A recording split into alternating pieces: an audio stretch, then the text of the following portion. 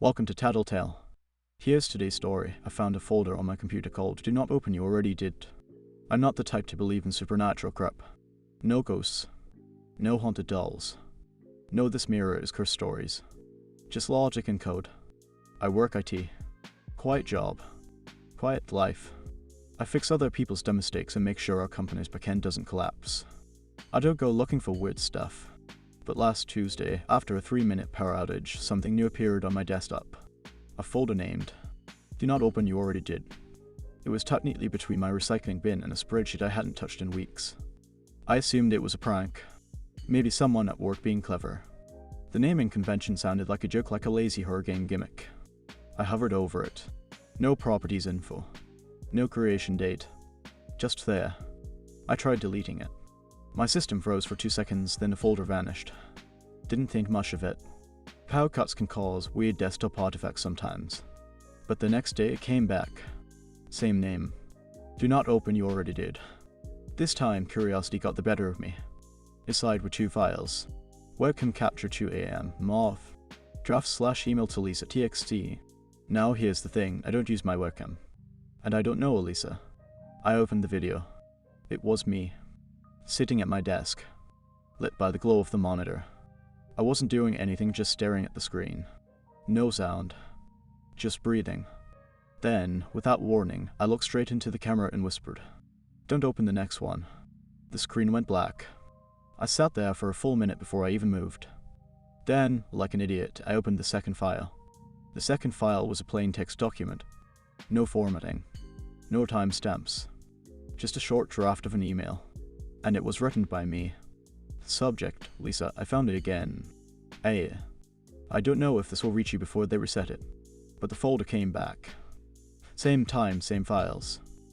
I tried deleting it like before. No change. If you're reading this, I need you to act like nothing's wrong. That's the only way we'll remember this time. There were 2 problems with this. 1, I have no memory of writing it. 2, I don't know any Lisa. No coworkers, no exes, no distant cousins. Nothing. I checked my sent mail. Nothing. No drafts either. I even ran a system search for Lisa in all local files. Nothing.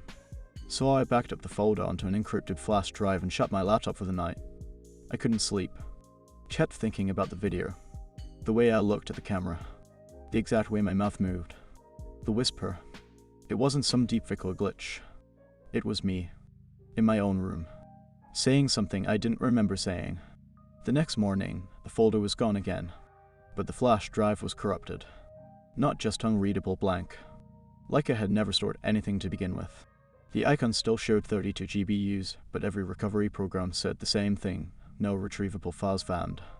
That night, I left my webcam uncovered on purpose. Hit record on OBS. Just to see. I went to bed like normal. In the morning, I played the footage. It was 5 hours of static. But at 2-3 am the image returned. Just for 15 seconds. Nay. Sitting at my desk again. Except this time, I wasn't looking at the screen. I was staring at the folder. The one labeled, Do Not Open You Already Did. Then I leaned into the camera and whispered, Ask her about Toronto. I've never been to Toronto. And I still don't know who her is. I know I should have called someone. Told a friend. Reported it. Posted online, even anonymously. But I didn't. Because I needed to see what would happen next. I didn't record the next night. I wanted to catch it in real time. I left the webcam on. Left the lights low. Sat in front of my laptop at 1:59 am, watching the desktop like it was going to breathe. And sure enough, at exactly 2:04 am the folder reappeared. Same name.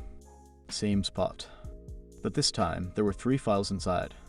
Webcam capture 2am, MOV. Again. Email to Lisa, txt. But now it had an edited time to 4 am. Voice note 7, mp3. I played the audio first. It was a woman's voice. Calm. Quiet. Familiar, though I couldn't place it. Mark, if you're hearing this, that means the window didn't close. That means you're stabilizing. Soft static crackle. The others didn't make it this far. Toronto was the last confirmed site before the resets began. You wrote it down once, checked behind the second drawer. Another pause. If you see this file again tomorrow, don't open the video. That's not you anymore. I replayed it 5 times. The The voice sounded like someone I might have spoken to before in a dream. Or maybe from years ago, someone I met once and forgot. And she said my name. Mark. Thing is, my name isn't Mark. It's David. I opened the video file anyway. Same scene. Same desk. Me in the chair. But this time, my hands weren't on the keyboard. They were folded like I was waiting for something. Then, very slowly, I raised my head. But when I looked into the camera, I wasn't me. I mean, the same clothes. Same face. But something in the expression was wrong. Like someone trying to fake what being human feels like. He spoke clearly. You shouldn't have gone past 3 cycles. Then the screen glitched. Audio popped, and the file closed itself. I opened the text file again. Now it had one new line added at the bottom. We're sorry, David. You weren't supposed to wake up this time. I didn't go to work the next day. I couldn't. My hands were shaking too much to even type, let alone push updates or answer client tickets. Every time I looked at my laptop, I felt like it was looking back. I sat on the floor beside my desk, staring at the second drawer. Check behind the second drawer, the voice had said. I'd opened that drawer hundreds of times. It held spare USBs, junk cables, old receipts, but I'd never thought to remove it entirely. So I did. I pulled the drawer out of its track and flipped it over. Taped to the back was a folded sheet of lined notebook paper. My handwriting. I recognized it instantly. Slanted print. Heavy pressure on the descenders. But I don't remember ever writing it. Cycle 3, do not trust you after 2:04 a.m. If you're reading this, then you hit the wall again. The folder isn't malware. It's a map. A bleed. Everything resets except memory. Yours is leaking through. They call IT stabilization. It's not. It's the start of replacement. That last word was underlined 3 times. I just sat there, rereading the note. Over and over. Trying to make sense of something I wasn't supposed to know. I checked the folder again. It was still there. Still labeled do not open, you already did. But now, inside it, the files were gone. Just a single message box appeared. Would you like to proceed to cycle 4? Yes and no. No mass. No controls. Just those 2 buttons in the center of the screen. I didn't click anything. I shut the lid and unplugged the laptop from the wall. Sat on the floor, hugging my knees, waiting to feel normal again. But I didn't. Because right outside my window, someone was standing on the sidewalk. A man in a grey hoodie. Hands in his pockets. Staring straight up at my unit. Not moving. Not blinking. Just waiting. Like he already knew what I was going to choose. I didn't move. I just sat there on the floor, peeking through the curtain like some paranoid wreck, watching the man in the hoodie watch me. He never flinched. Never pulled out a phone. Never even shifted his weight. He was just there. Like someone pressed pause on him. At some point, I blinked and he was gone. No car. No footsteps. No fading shadow around the corner. Just gone. I stayed off my laptop the rest of the day. I unplugged the router. Turned off Bluetooth. Covered the webcam. Taped over the mic. All the clip stuff people do when they feel like they are being watched. It didn't help. Because later that night, I had the fan spin up on my laptop even though it was still closed. I opened it slowly. The screen was on. No login screen. No home screen. Just a black window with white text blinking at the center. Cycle 4 begins now. No way to exit. No mouse. No escape key response. Just a sudden, subtle shift in the sound behind me. I turned. Nothing there. But my apartment felt wrong. Like someone had moved everything 2 inches to the left and put it all back before I noticed. The lights flickered once. Then the screen changed. This time, it showed video footage multiple angles of me walking through my apartment. But these weren't from today. These were from other days. Other outfits. Other times. Some clips I recognized from memory. Others I didn't. And in 2 of them I wasn't alone. There was a woman in the background. Short hair. Dark sweater. Blurred face. But her silhouette matched the voice from the MP3 file. Lisa? The window closed. Back to desktop. Only now, the folder was renamed again. Cycle 4 Observer ready. And my cursor started moving on its own. No mouse input. It hovered over the recycle bin. Then it opened a file inside. A new document. This version is showing early signs of integration. Memory loops remain fragmented. Companion entity has not yet made contact. Proceeding with environmental reinforcement. Asterisk. I yanked the PAL cord. Screen went black. and from the kitchen just a few feet behind me I heard the unmistakable sound of someone breathing. Slow, Jolo. Watching me kind of breathing. I turned, heart pounding. No one was there, but one of the cabinet doors was hanging open. Inside, taped to the inner wood panel, was a sticky note. Don't trust the next Lisa. I didn't sleep that night. I sat in the corner of my room with the lights on and a kitchen knife in my lap, waiting for something to move. I didn't know what. A shadow, a sound, a glitch in the air. Nothing happened. Nothing visible anyway. But I could feel it like the world around me was under glass, and someone was tapping it from the other side. By morning, I felt sick. Like motion sickness, but the room wasn't moving, I was. I finally turned the laptop back on around noon. The desktop was normal. No folder. No pop-ups. Just silence. I checked the recycle bin. Empty.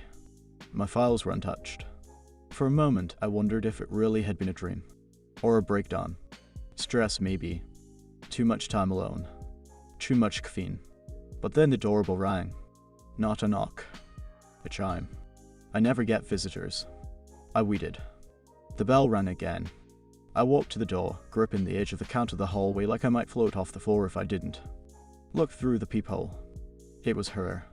The woman from the videos. Same build. Same hair. Same dark sweater. She was looking straight at the door. Not fidgeting. Not blinking.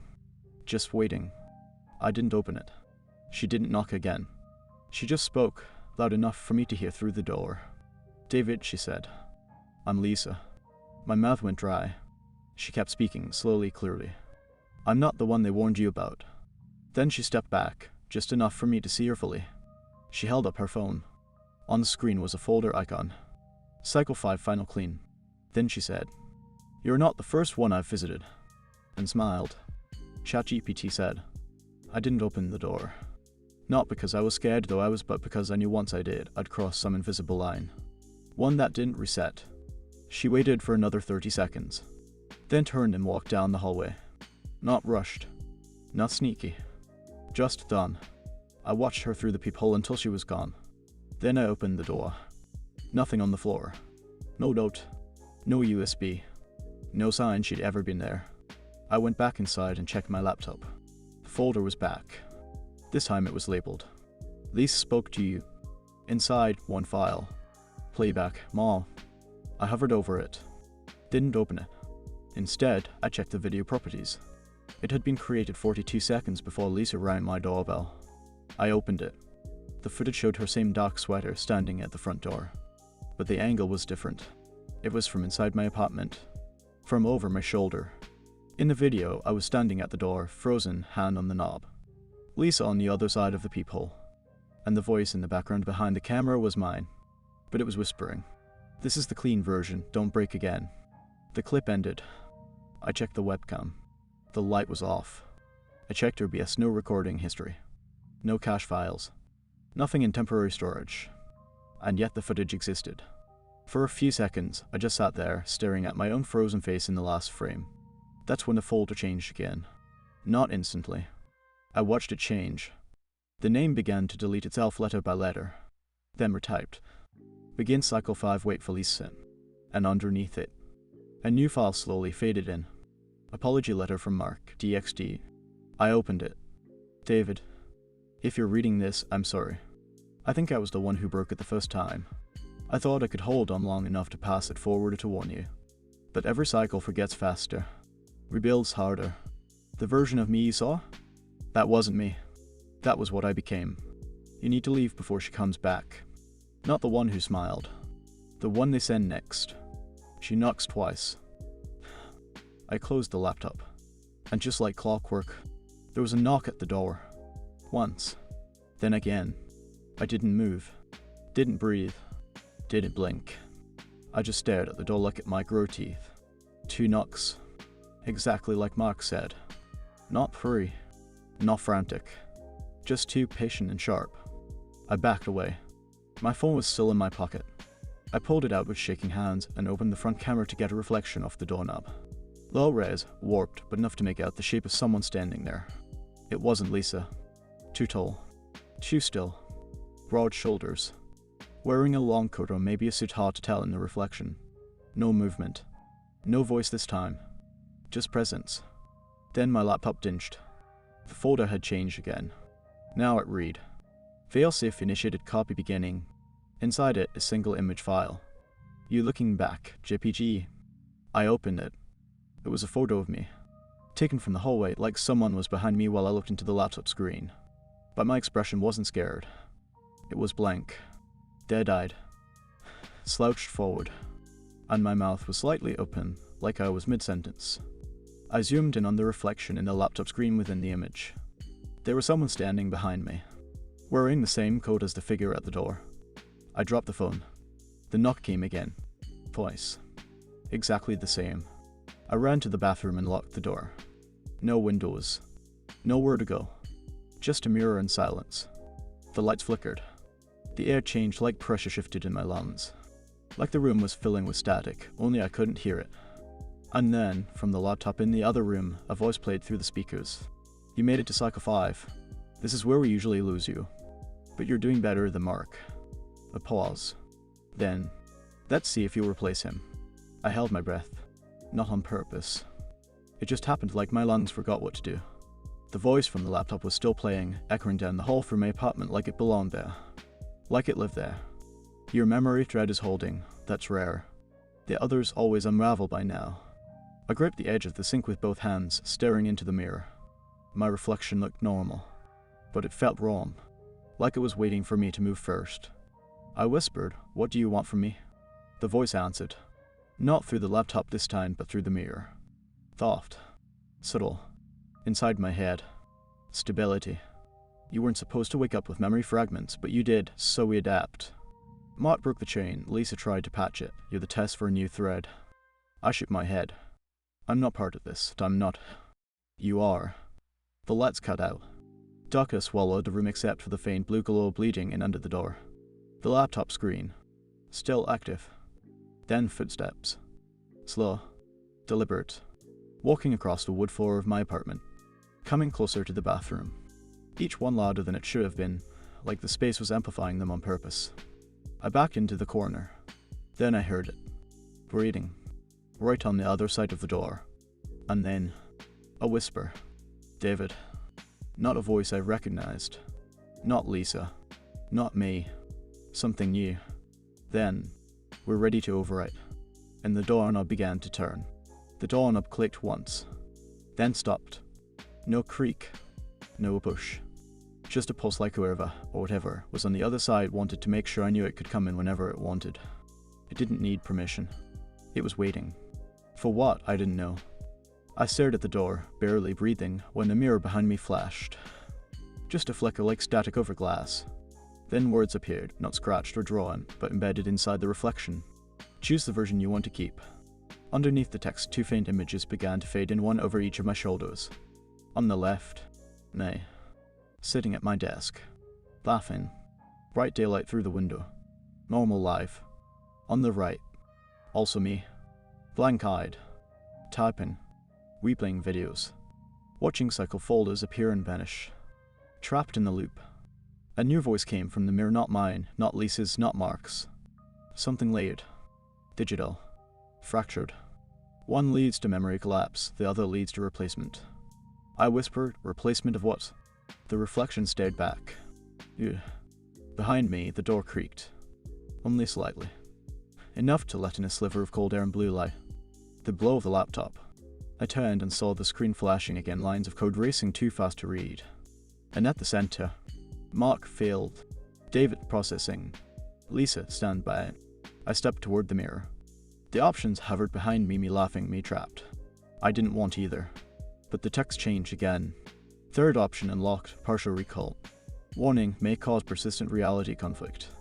Then one last message below that. If you proceed, you will remember this. Another step toward the mirror. Behind me, the doorknob turned a second time. No hesitation this time. Whoever was out there, they were coming in. And I had to choose. I placed my hand on the mirror. It was warm.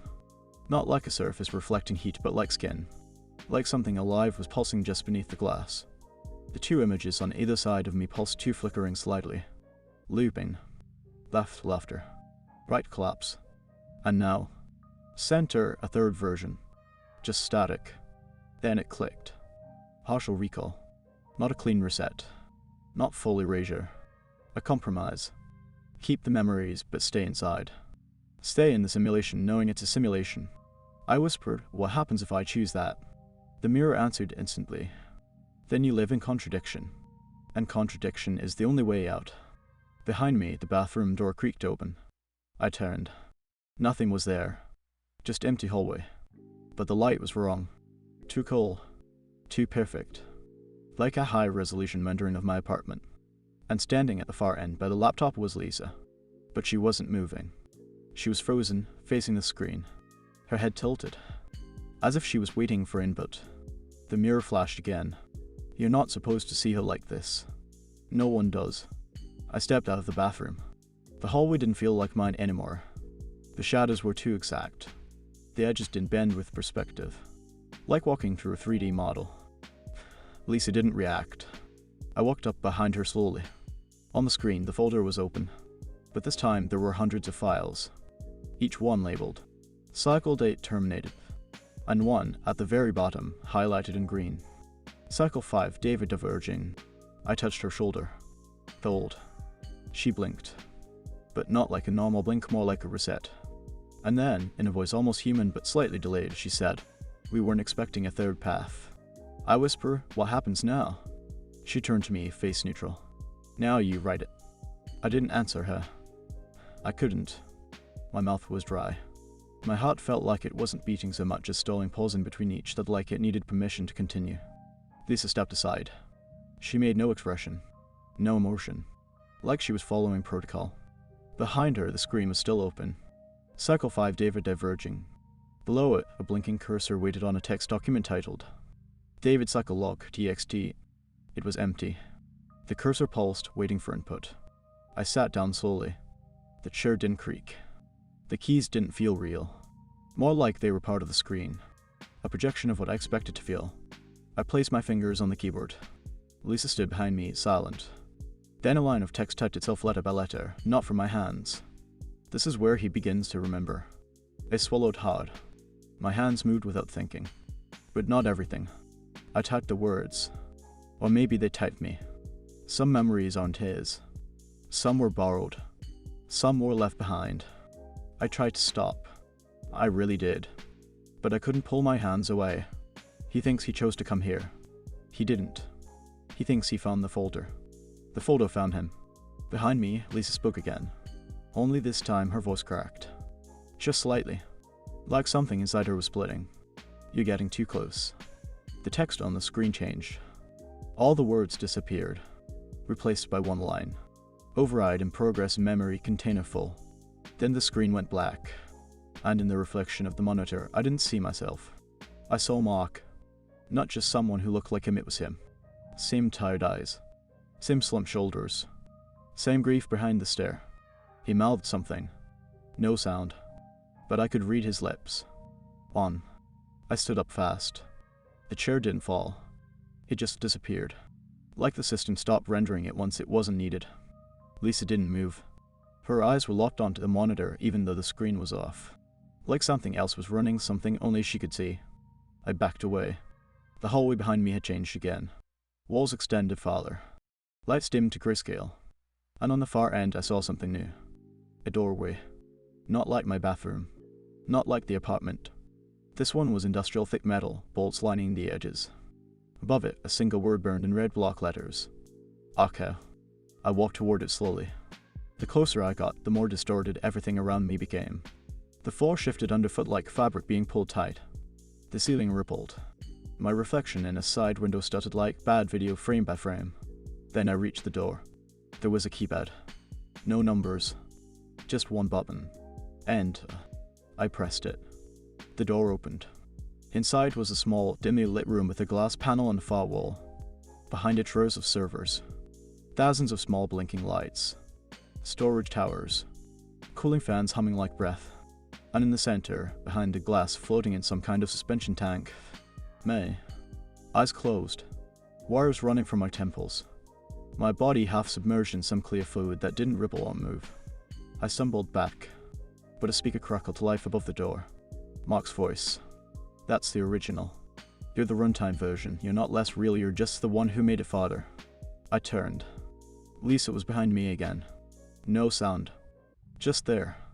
Her face looked different now. Less mannequin. More regret. You asked to remember, she said softly. You chose this once. But memory has weight. If you carry too much, you'll overwrite. I stared through the glass at the version of me suspended in silence. Then I asked the one question I hadn't dared ask until now. What happens if I wake him up? Lisa didn't speak. But behind the glass, the original version of me opened his eyes. He opened his eyes slowly. No panic. No gasp for breath. Just a calm, quiet awakening, like someone surfacing from a dream they weren't sure they'd left. Behind the glass, the real me, the first me, blinked, looked around the chamber, then stared straight at me. And I felt it. A weight shift in my chest. A steady hum behind my eyes. Like something ancient and buried had just realigned. Lisa stepped forward. Her voice was quiet now. Keen in. This is where the loop ends if you let it. I didn't answer. The man in the tank reached up, placed a hand on the glass. His palm lined up with mine perfectly on the other side. His lips moved. You have to choose. The speakers clicked again, Mark's voice fading in like it came from the edges of a dream. One of you gets to stay. The runtime or the source. I looked back at Lisa. What happens to the one who doesn't? Her expression didn't change, but her voice was almost a whisper. They go back to the archive. I looked at him, me, one last time. His eyes weren't pleading. They were understanding. Accepting. I pressed my hand against the glass fully, and said, let him wake up. A tone sounded. The glass began to drain. Lisa stepped back. Mark's voice echoed softly, the last time. Memory will remain, just not yours. The room around me began to fragment. Like it couldn't sustain two versions anymore. My hands turned translucent first. Then my feet. Then everything. But it didn't feel like dying. It felt like letting go. And just before everything went white, I heard one last whisper, my voice, from somewhere far off. Thank you for making it farther than I ever did.